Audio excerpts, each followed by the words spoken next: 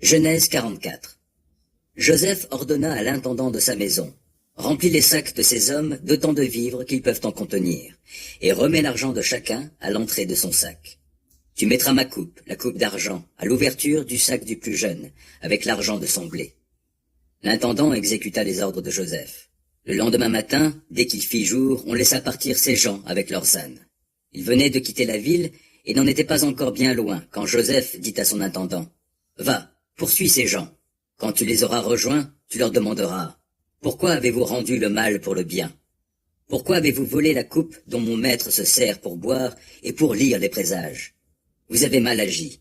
L'intendant les rattrapa donc et leur parla comme son maître le lui avait dit. Ils lui répondirent: pourquoi mon seigneur dit-il pareille chose? Tes serviteurs n'ont jamais eu la pensée de commettre une telle action.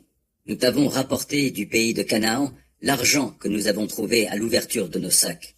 Pourquoi aurions-nous donc volé de l'argent ou de l'or dans la maison de ton maître? Que celui de tes serviteurs chez qui on trouvera cette coupe soit mis à mort, et que nous-mêmes nous devenions esclaves de mon seigneur. L'intendant répondit: bien, je vous prends au mot. Celui sur qui on la trouvera sera mon esclave, mais les autres seront innocentés. Ils se hâtèrent de déposer chacun son sac par terre et de l'ouvrir. L'intendant fouilla le sac en commençant par celui de l'aîné et en finissant par celui du plus jeune. Et la coupe fut trouvée dans le sac de Benjamin. Ils déchirèrent leurs vêtements, chacun rechargea son âne, et ils retournèrent à la ville. Judas se rendit avec ses frères à la maison de Joseph. Celui-ci s'y trouvait encore. Ils se prosternèrent à terre devant lui. Joseph leur dit: qu'est-ce que vous avez fait là? Ne saviez-vous pas qu'un homme tel que moi a un pouvoir de divination? Judas dit: que répondrons-nous à mon Seigneur? Que dirions-nous? Comment nous justifier? Dieu a mis à découvert la faute de tes serviteurs. Nous voici donc les esclaves de mon Seigneur, nous, ainsi que celui qui avait la coupe dans son sac. Mais Joseph déclara: il ne me viendrait pas à l'idée d'agir ainsi. L'homme dans le sac duquel on a trouvé la coupe sera mon esclave, mais vous, retournez tranquillement chez votre père. Alors Judas s'avança et dit: de grâce, mon Seigneur, permets à ton serviteur de dire une parole à mon Seigneur, sans que ta colère s'enflamme contre ton serviteur, car tu es l'égal du Pharaon. La première fois, mon Seigneur a questionné ses serviteurs en leur demandant: avez-vous un père ou un autre frère?